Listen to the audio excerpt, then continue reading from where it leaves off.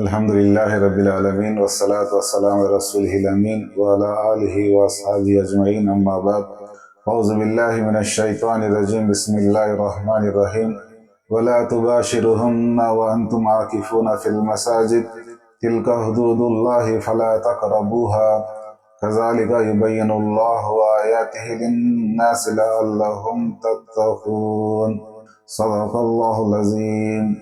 అనంత కరుణామయుడు, అపార కృపాశయుడు, సర్వలోక నియామకుడు, సర్వ సృష్టికర్త అయిన దైవానికే సమస్త స్తోత్రం తెలియజేసుకుంటూ, సోదర మహాశులరా, ఆధ్యాత్మిక ప్రియులరా, ఈరోజు నేను మీ ముందు ఎతెకాఫ్కు సంబంధించి కొన్ని విషయాలు మీ ముందు ఉంచే ప్రయత్నం చేస్తాను.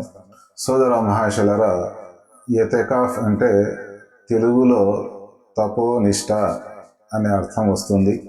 ఈ తపోనిష్ట, ఈ ఎతెకాఫ్ అనేది రమజాను మాసములో 21వ తేదీ నుంచి చివరి వరకు దాదాపు 10 రోజులు తనను తాను ఆపి ఉంచుకోవడము. ఎతెకాఫ్ అంటే మసీదులోని ఒక మూలలో కానీ, మసీదులో ఉన్న ఒక చిన్న గదిలో కానీ తనను తాను అక్కడ ఆపి ఉంచుకోవడము. అంటే ఇహలోక సంబంధ వ్యాపార ఆదాయ పనుల నుంచి, ఇహలోక సంబంధ పనుల నుంచి తనను తాను ఆపి ఉంచుకొని, ఎవరైతే 10 రోజుల పాటు రమజాను చివరి మాసములో సాధారణ జీవితాన్ని గడిపి ఏకోన్ముఖుడై దైవ ఆరాధన చేసే ఉద్దేశంతో ఎవరైతే తనను తాను మసీదులో ఆపి ఉంచుకుంటారో దానిని ఎతెకాఫ్ అంటారు. ఒకవేళ ఆ మసీదులో ప్రాథమిక అవసరాల సౌకర్యము లేనట్లయితే అన్న పానీయాల కోసము, అవసరాల కోసము ఆ వ్యక్తి తన ఇంటికి వెళ్ళి తన అవసరము తీరిన వెంటనే తిరిగి రాగలుగుతాడు. ఒకవేళ అదనపు ఆరాధనలు, సున్నత్ ఆరాధనలు కూడా అతను ఒక పరదా కట్టుకొని మసీదులోని ఒక మూలలో కానీ, ఒక గదిలో కానీ అక్కడ దైవ ఆరాధన చేస్తూ, గంధ పారాయణం చేస్తూ, ప్రపంచ సంబంధ కార్యక్రమాలకు దూరంగా ఉంటూ తనను తాను ఆపి ఉంచుకొని దైవారాధన చేయడాన్నే ఎతెకాఫ్ అంటారు. విశ్వకారుణ్యమూర్తి జగత్ప్రవక్త ముహమ్మద్ సల్లల్లాహు అలైహి వసల్లం గారు ప్రతి సంవత్సరం కూడా ఎతెకాఫ్ పాటించేవారు. రమజాను మాసంలో ఇతోధికంగా ప్రవక్త గారు దాన ధర్మాలతో పాటు ఆరాధనలు, ఉపవాసాలు కూడా పాటించేవారు. మరీ ముఖ్యంగా చివరి 10 రోజులు ఏవైతే ఉన్నాయో రాత్రి జాగరణ చేస్తూ అత్యధికంగా ఆయన దేవుని యొక్క ఆరాధన, స్తుతి, స్తోత్రం చేయడంతో పాటు కొంచెం రాత్రి గడిచిన తర్వాత తన భార్యలను కూడా ఆరాధన కోసము లేపేవారు. అదేవిధంగా ఎవరికైతే 10 రోజులు తనను తాను ఎతికాఫ్ చేసే సౌకర్యం లేని వ్యక్తులు కొన్ని రోజుల పాటు కూడా చేయవచ్చు. ఒక రోజు విడిచి ఒక రోజు కానీ, 4 రోజులు కానీ, 6 రోజులు కానీ, అదేవిధంగా కొన్ని గంటల కోసము కూడా సంకల్పం చేసుకోవచ్చు. అంటే ఈ రమజాను మాసములో ఏదైతే వ్యక్తి శిక్షణ పొందుతాడో ఆ శిక్షణ ద్వారా ఏవైతే భయభక్తులు జనిస్తాయో దాని యొక్క ప్రతిఫలము ఈ మాసంలో ప్రతిబింబిస్తుంది. అందుకోసమే విశ్వకారుణ్యమూర్తి జగత్ప్రవక్త ముహమ్మద్ సల్లల్లాహు అలైహి వసల్లం గారు ఒక సందర్భంలో ఒక వ్యక్తి సాధారణ దినాలలో ఏవైతే కార్యక్రమాలు చేస్తాడో, దాన ధర్మాలు చేస్తారో, బయట పుణ్యకార్యాలు ఏవైతే చేస్తాడో, ఈ వ్యక్తి తనను తాను ఆపి ఉంచుకున్నందుకు, ఎతెకాఫ్ పాటించినందుకు ఆ పుణ్యాలను కూడా ఇతనికి ప్రసాదించడం జరుగుతుంది. అదేవిధంగా కొన్ని హదీసులలో ప్రవక్త సల్లల్లాహు అలైహి వసల్లం గారు మహనీయ జిబ్రీల్ అలైహిస్సలాం గారికి ఖురాన్ పారాయణము వినిపించినట్లు, అదేవిధంగా మహనీయ జిబ్రీల్ అలైహిస్సలాం గారు విశ్వకారుణ్యమూర్తి ముహమ్మద్ సల్లల్లాహు అలైహి వసల్లం గారికి ఖురాన్ పారాయణం చేసి వినిపించినట్లు కూడా చాలా ఉల్లేఖనాలు ఉన్నాయి. మరి సోదర మహాశులరా, ఈ ఎతెకాఫ్ అనేది సామూహిక విధి. అందరూ విధిగా పాటించవలసిన అవసరం లేదు. కానీ ఆ వీధిలో, ఆ పేటలో, ఆ గ్రామంలో లేదా ఆ మసీదు పరిసర ప్రాంతంలో ఒక వ్యక్తి ఈ విధిని పాటించినప్పటికీ అందరి బాధ్యత నెరవేరుతుంది. ఫర్జే కిఫాయా. ప్రతి ఒక్కరూ ఈ విధంగా చేయాలని లేదు. ఆ వీధిలోని ప్రజలలో నుంచి ఎవరూ చేయకపోయినట్లయితే అందరికీ పాపం అంటుకుంటుంది, అందరూ నేరం చేసిన వాళ్ళు అవుతారు.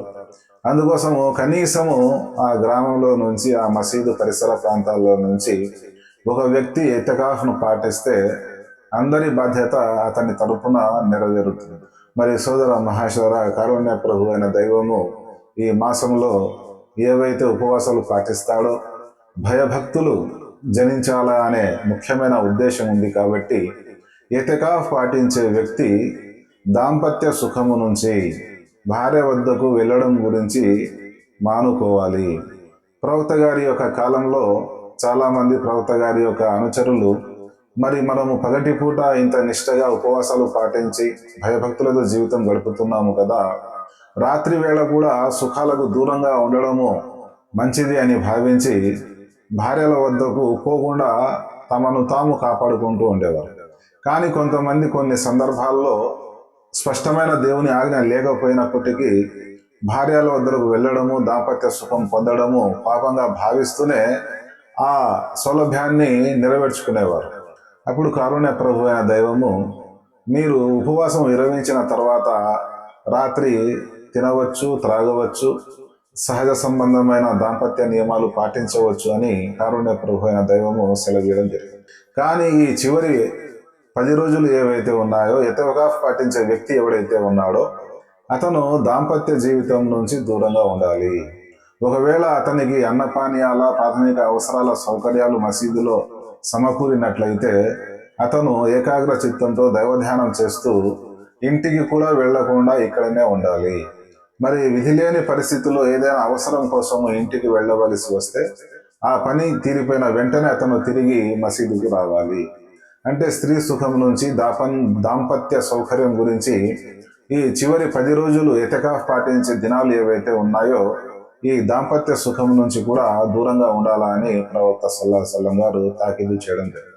ఈ విధంగా ఈ ఉపవాసాలు పాటించిన కారణంగా రంజాను మాసంలో మనిషి తన శరీరం పైన, తన మనస్సు పైన అతనికి నిగ్రహం కలగాలి అంటే, అతని మనసుపై, అతని శరీరంపై అతనికి పట్టు కలగాలి అంటే ఇటువంటి శిక్షణ తీసుకున్న తర్వాతనే అతను ఉత్తమమైన భయభక్తులు గలవాడుగా, ఒక దేవుని భక్తునిగా, ప్రియమైన వాడిగా తీర్చిదిద్దబడేదానికి అవకాశం ఉంది. అందుకోసమే ఈ 10 రోజులు ఎతకాఫ్ చేసేవారు తప్పకుండా ఒకరు ఆ ప్రాంతం నుంచి నెరవేర్చవలసిన అవసరం ఎంతైనా ఉంది.